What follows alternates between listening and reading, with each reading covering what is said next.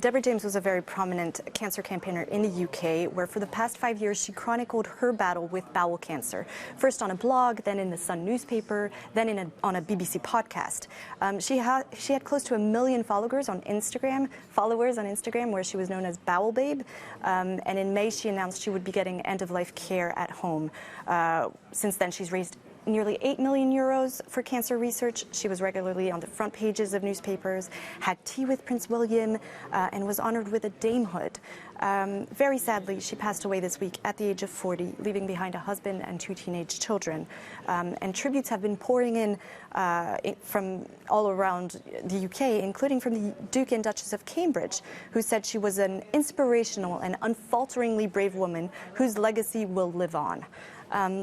Deborah James was extremely famous because she talked about cancer in a very frank, humorous, and relatable way, really breaking the taboo around the symptoms of colorectal cancer and constantly calling on people to check their poo.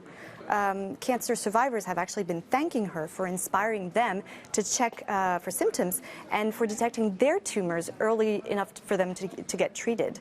So in this respect, campaign groups say that, while very tragically she succumbed to cancer, she's already saved many other lives. What can we learn from, say, how the UK approaches its treatment of bowel cancer compared to other countries across Europe? So I think her story really got people to realize that bowel cancer is not just a disease for old people. In fact, researchers estimate that by the end of this decade, it will become the deadliest cancer for people aged 20 to 49. Scientists are still trying to nail the causes of this earlier onset, but what we're seeing now already is that the age for bowel cancer screening is gradually being lowered in the UK. So it's not just being offered to people from the age of 60, but from the age of 50, which is more standard across the EU. The hope is to be able to detect most patients in stage 1 when the disease is easiest to treat and people have the most chances of surviving it. That's already the cases in countries like the Netherlands and Slovenia. They're managing those cases much better.